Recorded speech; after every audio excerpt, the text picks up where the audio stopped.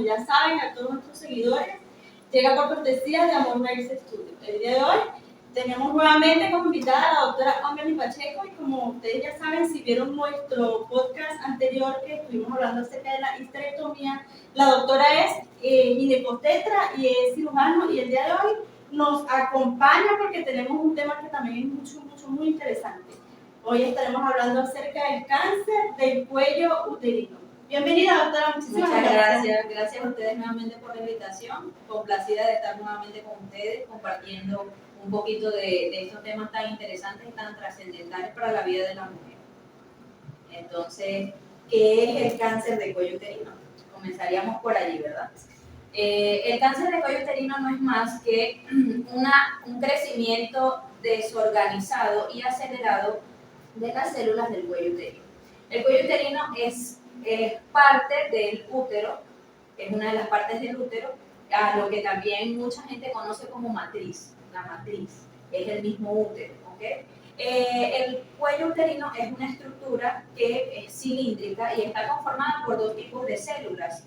Unas células que recubren la parte externa del cuello, que son células de tipo escamoso, y unas células que están en la parte interna del cuello uterino. Porque al ser un cilindro, él tiene un conducto endocervical, se llama, que por allí es por donde menstruamos, por ese conducto es por donde salen los fluidos, el moco, cuando ahí estamos en periodo de ovulación, por ese conducto es por donde nacemos, lo que nacemos vía vaginal, es el orificio del cuello el que se expande para que haya nacido. ¿Okay? Entonces, tenemos esas partes del cuello uterino, que es la parte externa, que tiene células escamosas, el orificio cervical, que conduce hacia la cavidad uterina, y el canal endocervical está compuesto por células cilíndricas que son glandulares, son las que producen secreción.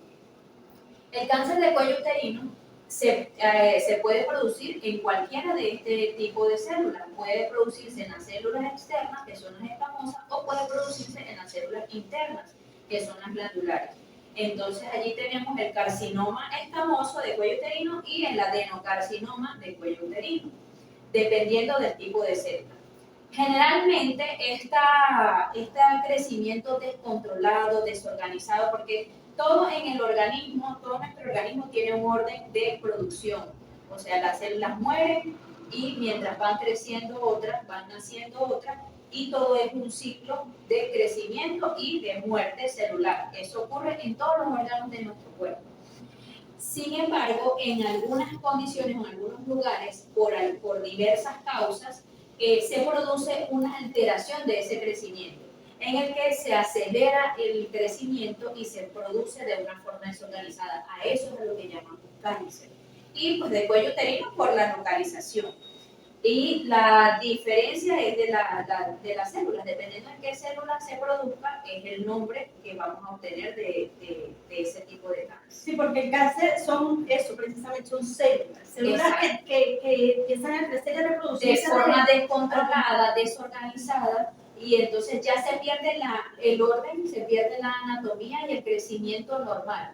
Esas células se alteran su composición, su ADN. Y se alojan allí en el cuello. Hay cáncer de cuello, cáncer de vagina. Sí, pero el cáncer el aparato reproductor femenino está compuesto por útero, trompas, ovarios. El útero tiene cuerpo y cuello. En cualquiera de esos lugares puede aparecer cáncer. Exactamente, hay cáncer de trompas, hay cáncer de ovario, hay cáncer de cuello uterino, hay cáncer vaginal, hay cáncer vulvar. En toda la parte donde haya reproductor, donde se reproduzcan las células. Exactamente, porque es que cáncer como tal es eso, crecimiento acelerado y desorganizado de células que pueden migrar a otros lugares, que es cuando llamamos metástasis. Exactamente, pero inicialmente el cáncer se produce en la localización, en el órgano que vaya a estar involucrado. En esta oportunidad pues conversamos acerca del cuello uterino, que es muy importante mencionar y destacar la estadística, porque es uno de los cánceres más frecuentes en la mujer. Es una de las principales causas de mortalidad y de morbilidad en la mujer. Y no solamente acá en Venezuela, es a nivel mundial. Y ha tenido un incremento demasiado importante en los últimos años. En nuestro país las estadísticas que tenemos, las últimas, son del año 2020. Allí se describía que se hizo en ese año un diagnóstico de 3.709 mujeres con cáncer de cuello uterino, de las cuales 2.200 murieron. Porque también el pronóstico depende del momento en que se haga el diagnóstico. Si el diagnóstico es precoz, es temprano, puede ser tratable y curable incluso. Pero si el diagnóstico se hace en etapas tardías, pues incrementa aún más la tasa de mortalidad.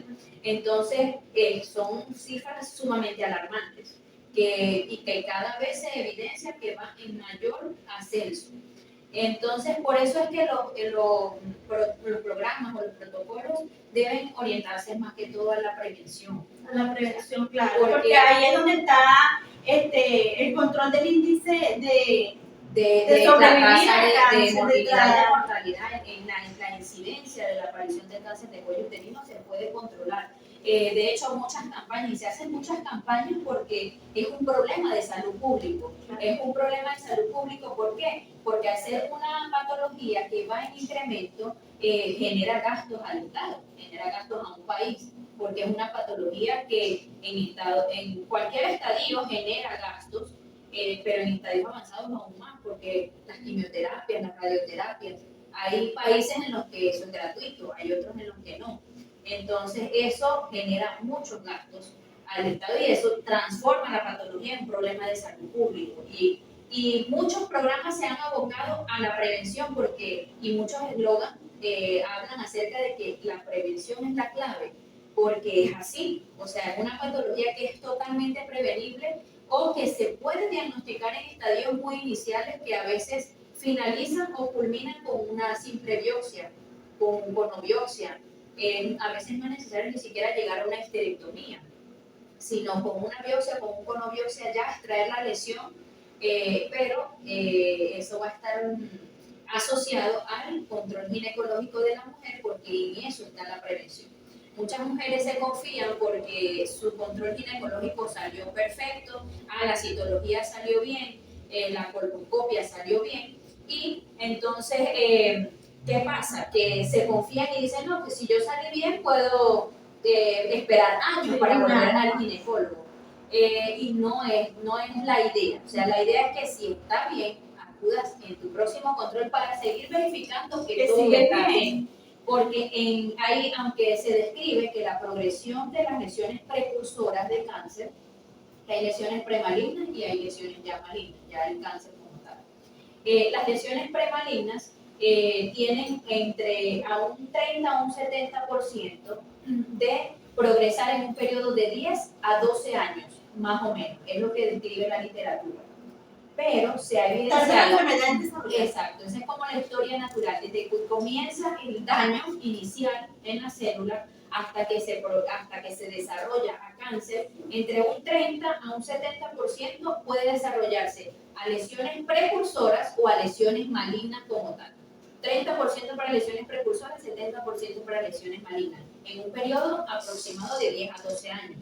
Por eso, disculpe, doctora, por una duda. Por ejemplo, en el periodo de estos 12 años, que es, en lo poco que yo pueda comprender, es asintomático. Esos 12 años pueden ser asintomáticos y uno no sabe que tiene, que ya hay unas células cancerígenas activas. Puede ser asintomático de forma inicial o presentar síntomas que la mujer pase desapercibida porque no le presta mucha atención o no son síntomas tan floridos que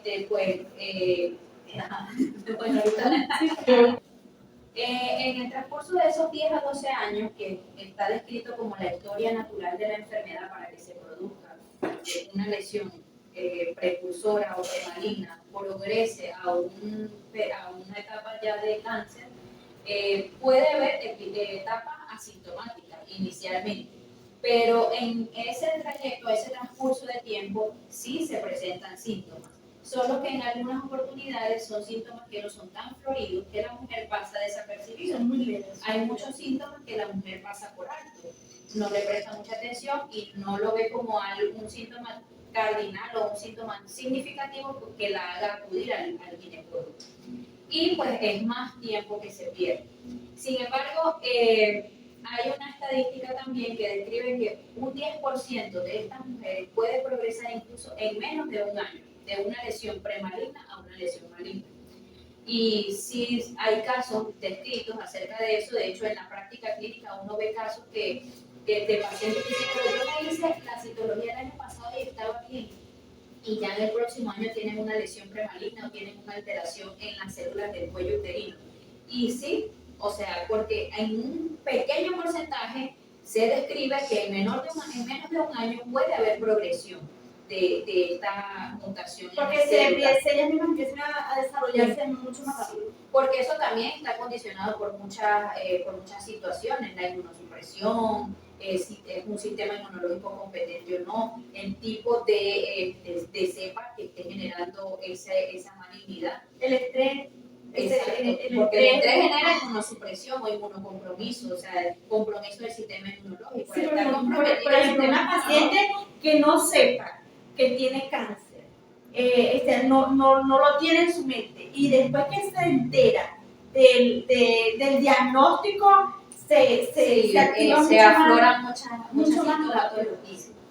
Entonces, es importante destacar qué causa el cáncer de cuello uterino. Principalmente en un 95% está asociado a las infecciones por VPH o virus de papiloma humano. Últimamente ha estado muy sonado este tema porque cada vez es más elevada la tasa de infección por virus de papiloma humano. Eso va asociado al inicio temprano de relaciones sexuales, a la cantidad de parejas que se tengan, porque mientras más parejas haya, pues más riesgo de contagio hay con diferentes serotipos de VPH. Y pues principalmente está asociado a las infecciones por VPH y el cáncer de piel. Nosotros las mujeres no tenemos esa conciencia, doctora. Nosotras como mujeres vamos a hablar un poquito así como a calzón quitado. Las mujeres no tenemos esa conciencia, o muchas mujeres no tenemos esa conciencia de lo importante que es la cantidad de parejas sexuales y las consecuencias, no solo de, porque es que las personas tienden como a cuidarse es de solo un embarazo.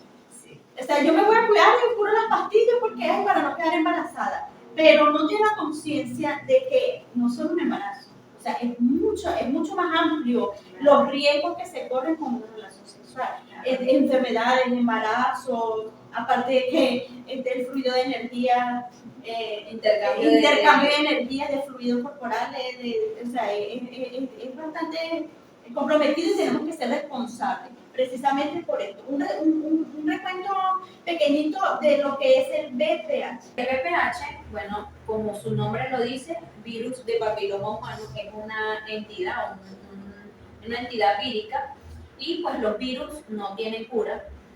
Ellos en algunas oportunidades el contagio por VPH puede ser combatido por el mismo sistema inmunológico. Sin embargo, en muchos casos, esos virus se almacenan allí en las células. Ellos tienen un trofismo o un gusto muy particular por la unión entre las células de afuera del cuello y las de adentro. Las de afuera son las escamosas, las de adentro son las cilíndricas. La unión de esas dos capas celulares se llama unión escamocilíndrica, que es donde principalmente surgen o se comienzan a desarrollar las lesiones precursoras de cáncer o las lesiones malignas. Y pues ellos tienen como un gusto por alojarse allí, y allí pueden pasar asintomáticos años e ir generando modificación en esas células que va siendo progresiva. Por eso la aparición de las lesiones premalignas o las lesiones malignas pueden durar años. El virus de papiloma humano tiene alrededor de 200 serotipos, son muchos en realidad, pero altamente oncogénicos se han descrito principalmente el tipo 16 y el tipo 18, que son los que en un 95%, 95 a 98% se han diagnosticado en pacientes con cáncer de cuello uterino. Entonces es sumamente importante conocer acerca de este virus, que ya el contagio ha incrementado sumamente, o sea, la tasa es sumamente elevada. ¿Por qué? Porque eso está asociado con el inicio temprano de relaciones sexuales, y la promiscuidad, el número de parejas sexuales. Generalmente el hombre es portador de esta infección. En un bajo porcentaje ellos presentan síntomas, manchas o verrugas, lesiones en el glande o en el pene, pero la mayoría de la población masculina son portadores del virus. Y pues al tener relaciones sexuales sin métodos de barrera, pues la mujer la adquiere. Se establece que un 80 a un 90% de la población, por lo menos una vez, o sea, sexualmente activa, por lo menos una vez ha tenido contacto con el virus del papiloma humano. Como te mencioné en algunas oportunidades, nuestro mismo sistema inmunológico, si está competente, si está apto, se defiende y lo elimina. Pero en otras oportunidades no. Y es cuando si hemos estado en contacto con un serotipo altamente de riesgo oncogénico, pues en algún momento podemos desarrollar cáncer de cuello uterino. Por eso es que también se ha abocado muchas campañas a la prevención de las infecciones, de la infección por VPH, que pues principalmente se debe tener en una pareja estable, o sea, ambos tener su pareja estable, utilizar métodos de barrera, aunque el método de barrera no protege en un 100%.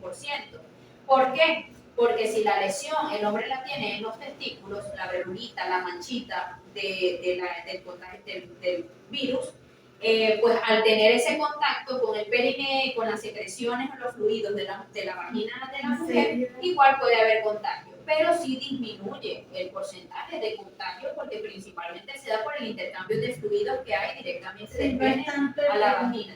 Pero incluso el método de barrera no protege en un 100%. Y como mencionaste hace poco, sí se le da mucha prioridad a, ay no, cuidarme de un embarazo.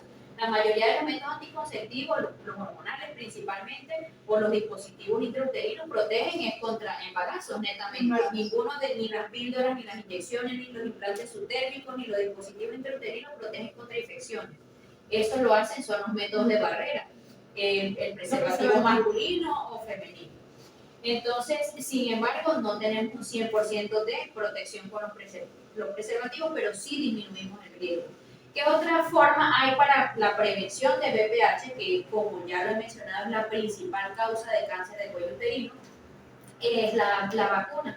La vacuna tiene su indicación principalmente, o lo ideal sería colocarla antes de los 14 años, que comprende un esquema de 2 dosis, porque después, generalmente en esa etapa no se ha iniciado vida sexual, o eso es lo que describe la mayoría de los estudios que se han realizado. Sabemos que en nuestro medio o en nuestra sociedad se ven personas con inicio de vida sexual incluso antes de los 14 años. Luego de los 14 años se describe un esquema de 3 dosis, porque ya a partir de ahí pues, se supone que ya en la mayoría de las tasas estudiadas se evidencia que ya ha habido inicio de sexualidad, pues ya están en vida sexual activa y pues ya hay más riesgos de contagio. Colocar la vacuna es de forma preventiva, en realidad, pero ¿qué pasa si ya ya inicié vida sexual, ya he tenido contacto por lo menos con algún serotipo de VPH? ¿Es factible o es recomendable colocarme la vacuna? No, 100% sí. ¿Por qué? Porque como les mencioné, hay más de 100, como 200 serotipos se han descrito ya de VPH, y las vacunas que hay no protegen contra los 200. Hay 2 tipos de vacunas, está la Gardasil 4 y la Gardasil 9. Una protege contra 4 serotipos, la otra protege contra 9 serotipos. Sin embargo, pues ambas contienen la protección contra el serotipo 16 y el 18, que son los que se han asociado más a cáncer de cuello uterino. ¿Okay? Entonces, es importante colocar la vacuna aún ya hayamos iniciado vida sexual o incluso habiendo tenido ya un contagio o alguna lesión por VPH. Es recomendable la colocación de la vacuna porque en los últimos estudios se ha establecido y se ha evidenciado que a pesar de eso, a pesar de ya haber tenido contagio, pues sí reduce la incidencia, de cáncer de cuello uterino. No se ha establecido como tal si hay reacción cruzada. ¿Cómo es eso de reacción cruzada? Por ejemplo, que la vacuna tenga contra el serotipo 11, el 16, el 18, el 35, un ejemplo. Si protege contra otros que no sean esos serotipos. Todavía no se ha establecido si eso ocurre pero sí se ha asociado con una disminución en la incidencia de cáncer de cuello uterino. Entonces es sumamente importante. Esta es una vacuna que, bueno, está en el esquema de vacunación nacional porque parte de, es como decir neumococo, es como decir hepatitis, es igual parte de nuestro esquema de inmunización. Solamente, bueno, que acá no hay disponibilidad pública, pues, gratuita, pero es importante la colocación. Porque si bien es cierto, hay muchos factores de riesgo para padecer cáncer de cuello uterino, la edad, la paridad, o sea, las mujeres la cantidad de sí, hijos. la cantidad de partos, las mujeres que tienen mayor cantidad de partos tienen mayor riesgo, porque cada embarazo y cada parto son modificaciones a las células del cuello. Porque el cuello uterino es una estructura cilíndrica, cerradita, con un orificio pequeño, que al momento del parto eso se dilata y se rompen las fibras de allí, las fibras que componen ese tejido, la celularidad se modifica y cada cambio celular puede generar mayor riesgo. Por decir, como que sí, cada, que lo hace más vulnerable cada proceso de cambio celular. También, bueno, como ya lo mencioné, la edad de inicio de relaciones sexuales está asociada como factor de riesgo, el número de parejas.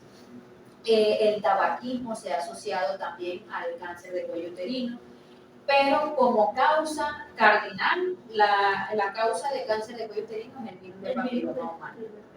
Entonces, él puede permanecer allí alojado y progresivamente y poco a poco ir generando cambios en esas células hasta que ya se hace manifiesto. Y bueno, las manifestaciones del virus de papiloma humano pueden ser solamente localizadas en el cuello uterino, como también se pueden ver manifestaciones de lesiones en la vagina y en la vulva. Cuando se ven las verrugas. Sí, que pueden estar por fuera. Pueden estar tanto en la región vulvar o en la región vaginal o en el cuello. En cualquiera de esos lugares donde haya habido el contacto, puede manifestarse lesiones verrugosas. Doctora, síntomas como tal de cuando ya podemos tener una sospecha de que pueda haber un cáncer en el cuello uterino. Mira, se describen varios síntomas, principalmente el dolor pélvico, puede haber dolor pélvico, ahí está asociado a las hemorragias vaginales o sangrado vaginal. Puede ser espontáneo o posterior al coito, posterior a las relaciones sexuales. No es normal para nada sangrar luego de una relación sexual. El dolor al momento de las relaciones sexuales también es un síntoma que se ha asociado. Claro, esos son, por lo menos el dolor a las relaciones sexuales también es un síntoma que se asocia a una, exacto, no necesariamente es que hay cáncer, pero es algo que debemos saber que no es normal. Si hay dolor al momento de tener relaciones sexuales, que eso se llama dispareunia, eso no es normal, es motivo de acudir a una consulta ginecológica. Sangrado posterior a las relaciones sexuales, eso es un síntoma más de alarma. Si está más asociado, pudiese haber una inflamación muy importante del cuello, pero no es normal que haya sangrado después de una relación sexual. Sangrados intermenstruales, o sea, llega tu menstruación y antes de ver la otra menstruación, un sangrado fuera del ciclo, esos sangrados no son normales. Claro, los sangrados intermenstruales tienen muchas causas en ginecología, pero una de esas causas puede ser cáncer del cuello uterino. Igual que el dolor pélvico. El dolor pélvico tiene muchas causas en ginecología y es uno de los principales motivos de consulta ginecológica, el dolor pélvico. Pero una de esas causas puede ser cáncer del cuello uterino. Entonces, si vamos a trabajar si tenemos estos síntomas que en algunas oportunidades pasan desapercibidos, o sea, no es que pasan desapercibidos, es que la mujer no le da la importancia que amerita, entonces aquí se va dando esa dejadez y esa progresión de la enfermedad y pues lamentablemente en nuestro país se ha visto una tasa de mortalidad y de morbilidad por cáncer de cuello uterino muy elevada y la tasa de mortalidad tan elevada es principalmente porque el diagnóstico se hace de forma muy tardía. La mujer acude cuando realmente son hemorragias sumamente importantes que comprometen la hemoglobina. Cuando ya hay que ir porque ya es como una emergencia. Sí, ya lo se hace como una emergencia y de ahí entre los chequeos y una cosa y otra pues se arroja como la edad tampoco es, pueden haber mujeres jóvenes con cáncer del cuello uterino. Sí puede haber, que se asocia más con edades más avanzadas, pero sí puede haber en cualquier etapa de la vida puede haber de cáncer. No importa que no haya tenido hijos, no No importa. importa que no haya tenido hijos. Se puede presentar. Sí puede haber cáncer de uterino. Entonces ahí sería más como en la edad que pudo haber iniciado su vida sexual.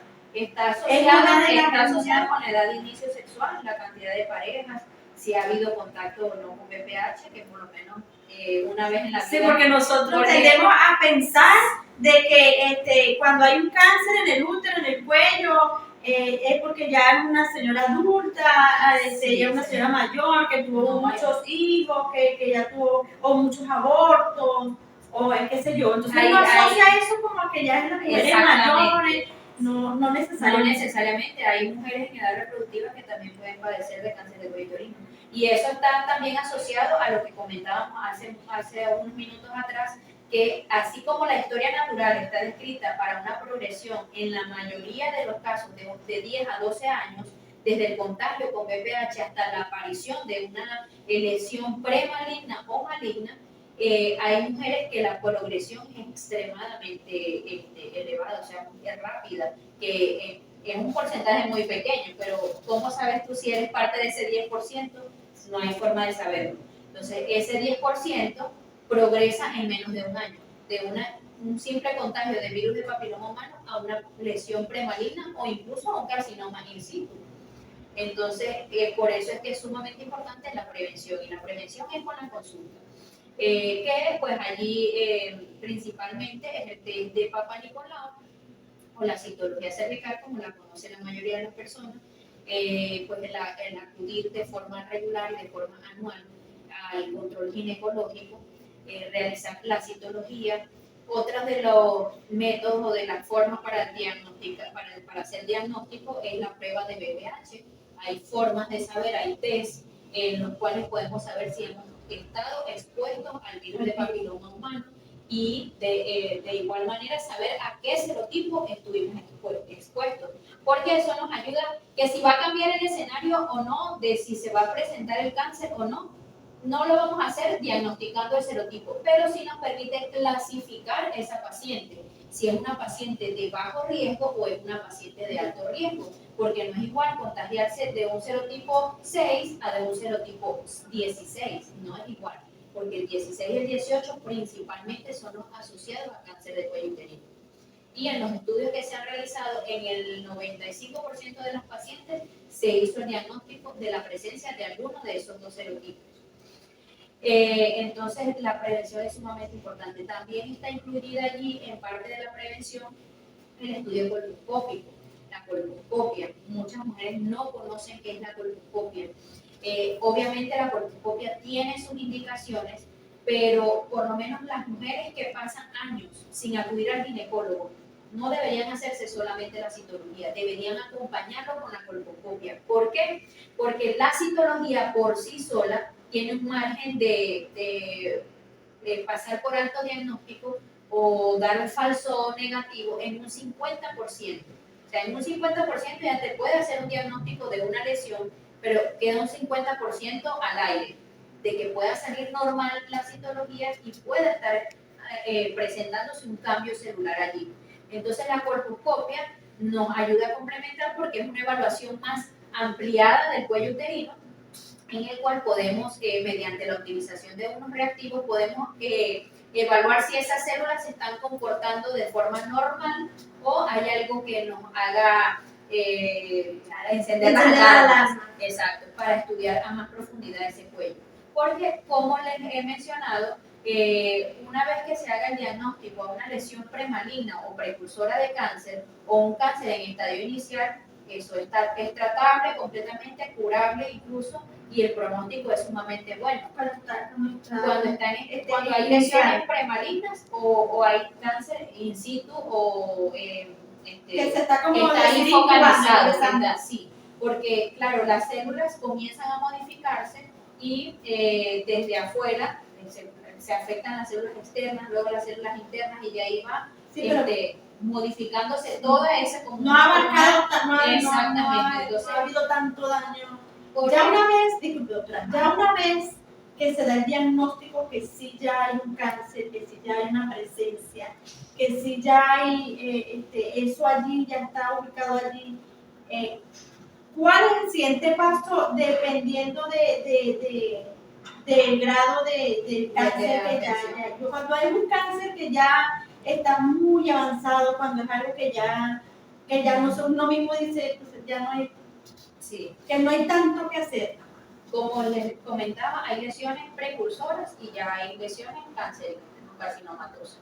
Las lesiones precursoras pueden ameritar desde un simple procedimiento, bueno, simple entre comillas, es simple comparado con todo lo que se amerita en una patología ya más avanzada, pero puede ameritar desde un simple ciclo de radiocirugía o de electrocoagulación a una biopsia, a un conobiopsia y quedar allí. O sea, en un conobiopsia extraer toda la lesión y ya. Simplemente, claro, el seguimiento de esa paciente no es el seguimiento de una paciente sana, es un seguimiento más estricto hasta que ya vuelva a su control ginecológico anual, Sí, verificando que todo está bien. Yo pregunto porque uno tiene, como decir, la duda de que cuando hay un cáncer que ya está como muy avanzado, independientemente de que el cáncer es algo que es una célula y que son ellas las que se comen las cosas.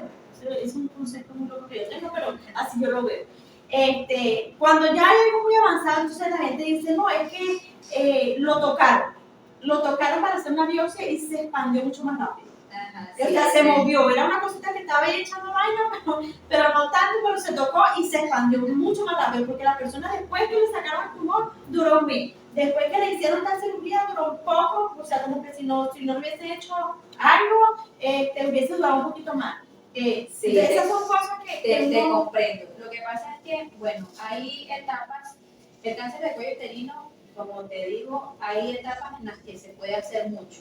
Se puede hacer desde pequeños procedimientos hasta incluso una histerectomía y ya removemos la lesión, removemos el cáncer y no hay ni siquiera que colocar quimioterapia ni radioterapia.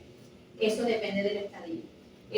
Si es un estadio, por lo menos hasta un estadio 1A1, la paciente puede ser operada con una simple, puede ser resuelta con una simple histerectomía. Y ya hasta ahí llega el problema. No hay quimioterapia. Claro, igual luego de la histerectomía no es necesario hacer radio, hasta ese estadio. Ya a partir de ahí, no es que no sea operable, solamente que probablemente haya más compromiso de tejidos cercanos al cuello, haya una lesión tumoral ya más grande que abarque más parte del cuello uterino o la totalidad del cuello uterino, que haya que colocar quimioterapia y radioterapia para la reducción de esa tumoración y revaloración de la paciente para someter a una cirugía más. A eso le iba a preguntar, radical. Antes de la cirugía. Se neutralizan las células ahí para... Exacto, se coloca el tratamiento quimioterápico, radioterapia, en algunas se indica braquiterapia para reducir el tamaño tumoral y pues poder luego realizar una cirugía, y ahí sería una cirugía radical, una cirugía oncológica. Llega un punto en el que ya la extensión pues puede comprometer vejiga, recto, hacer metástasis a distancia, óseo, pulmonar, que ya el tratamiento a esas pacientes no está dirigido a la curación, porque no va a haber curación, es solamente lo que llamamos tratamiento paliativo. Es como para el tiempo de vida que queda de esa persona, pues tratar de que tenga algo de calidad de vida, porque los síntomas del cáncer vuelven, o sea, el manejo del dolor, del sangrado, y esos síntomas que comprometen la calidad de vida del paciente, y pues ya es solamente tratamiento paliativo. Llega un momento donde los sangrados se hacen muy frecuentes, continuos, y ya hay compromiso renal, o sea, eso las células se empiezan a modificar en un lugarcito y van transformándose y puede afectar a distancia. Entonces compromete todo ese sistema. Una vez que uno hace un diagnóstico de una lesión premaligna, ya los tratamientos son más básicos, el seguimiento igual es estricto, es diferente, pero hay un mejor pronóstico. Cuando ya se hace el diagnóstico de un carcinoma, ya sea de células escamosas o un adenocarcinoma, que son los dos tipos que se describen, Ya ahí sí hay que buscar hacer estudios de extensión, descartar que haya afección vesical, descartar que haya lesión rectal, o sea, compromiso a los órganos más cercanos, comenzando por ahí. Y bueno, para decidir, y esto es un manejo multidisciplinario, esto no es algo que maneje solamente el ginecólogo, ahí uno va de la mano con el oncólogo, con el cirujano oncólogo, con psicología, incluso porque no todas las personas reaccionan de una misma forma a un diagnóstico como este. Entonces, y el cáncer en general, el cáncer es una enfermedad terrible, es uno de los peores diagnósticos que puede recibir una persona, y las mujeres somos, yo creo que las más afectadas porque el cáncer de seno, el cáncer de útero, entonces pues es como muy lamentable, porque también está lo que siempre hemos dicho, la prevención. Nosotros nos descuidamos mucho en hacerlo de manera preventiva, de acudir periódicamente al ginecólogo, de hacer un estudio, porque es que somos nosotros las que debemos de cuidarnos. Y con lo que decías, respecto a lo que decías de que tocó el cáncer y se expandió. Solamente que llega un punto en que ya está tan avanzado que no hay nada que hacer, o que el diagnóstico se hace en una cirugía, y no es que lo tocó y se murió, es que ya estaba muy avanzado, que la expectativa de vida igual era muy corta para ese paciente. Y también interfiere mucho la salud mental, la estabilidad emocional al tener el diagnóstico, al conocer lo que se tiene. Porque también es muy frecuente ver que las personas asocian cáncer es igual a muerte. No es así. Cáncer no es igual a muerte. Eso es relativo, porque depende en qué momento se hace el diagnóstico. Y lo ideal es la prevención. Prevenir es la clave. Y hay formas de prevenir. Hay maneras de prevenir y sale más barato prevenir.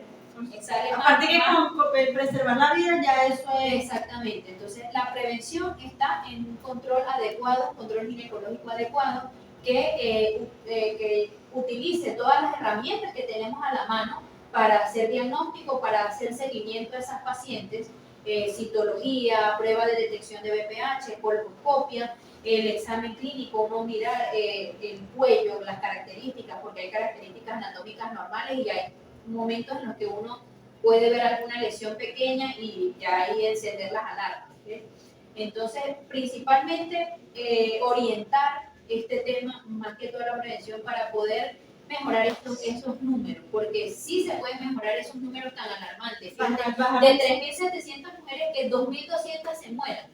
O sea, es una tasa sumamente elevada. La incidencia de mortalidad es en 22, o sea, pero precisamente por eso, porque no prevenimos, porque no vamos periódicamente a ginecólogos, porque no nos hacemos nuestros chequeos, nuestros controles, que es un control que tenemos que tener, porque es que es algo que es natural, que es algo que, o sea, el útero es por donde vamos con la vida, y es algo que tenemos que tener protegido y cuidado, aparte de todo nuestro cuerpo, todo nuestro organismo. De los cánceres de la mujer, es una de las principales causas de mortalidad. Cáncer de cuello uterino, cáncer de mama, cáncer de ovario, son de los principales, de las primeras causas de mortalidad por cáncer.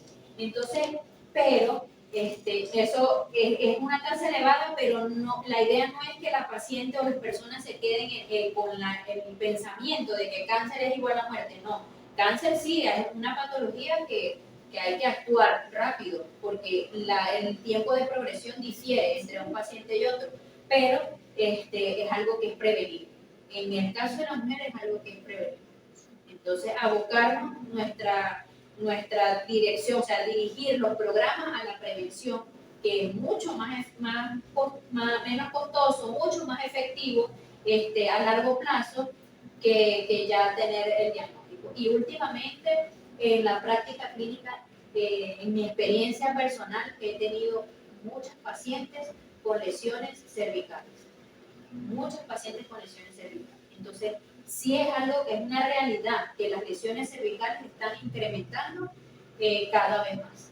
Entonces, lo importante es pues, hacer un diagnóstico temprano para poder ofrecer más opciones de resolución que tengan un mejor pronóstico en la evolución de la paciente. Y como hacer una campaña de concienciación para que las mujeres tomen un poquito de más para prevenir, de más conciencia, en la etapa que tenemos que iniciar nosotros nuestro derecho de ejercer nuestra sexualidad, ser responsables al momento de ejercer nuestra sexualidad, tomar las medidas preventivas, tomar buenas decisiones. Ya ahorita, bueno, eso siempre ha sido así. Siempre las mujeres, de cuando mi abuela, las mujeres hasta daban a luz muy niñas, se casaban muy niñas. Pero ahorita hay mucha información, ahorita está la tecnología, tenemos muchas herramientas donde las personas, no solo las mujeres, o sea, no solo de este tema, de todos los temas que nosotros, hay muchas herramientas que las tenemos a la mano y que no las usamos de manera positiva, no las utilizamos como las deberíamos utilizar. ¿Por qué? Porque si nosotros tenemos tantas cosas a la mano, no solamente para prevenir enfermedades, para prevenir embarazos, para tantas cosas que nosotros podemos prevenir y que tenemos la información a la mano, así como buscamos otras informaciones que no son tan positivas, deberíamos abocarnos un poquito más a eso. Entonces, doctora, ya estamos llegando al final. Muchísimas gracias a ustedes por llegar hasta este punto con nosotros. Agradecida infinitamente, doctora, con usted, con la familia Quality, con mi equipo de trabajo, con su equipo de trabajo, doctora. Muchísimas gracias a todos ustedes. Suscríbanse al canal, denle la campanita, denle like a los videos, comenten, por favor, para que compartan, para que estas informaciones lleguen a muchísimas más personas, porque en realidad hay que tomar conciencia. Los quiero muchísimo con todo mi corazón, agradecida infinitamente con Dios, con ustedes, con la vida, con estas mujeres hermosas que me acompañan, por estas energías positivas y estas buenas vibras. Cuídense muchísimo, nos vemos en la próxima. Chao, chao, yo soy María Valera y esto es Amor Podcast.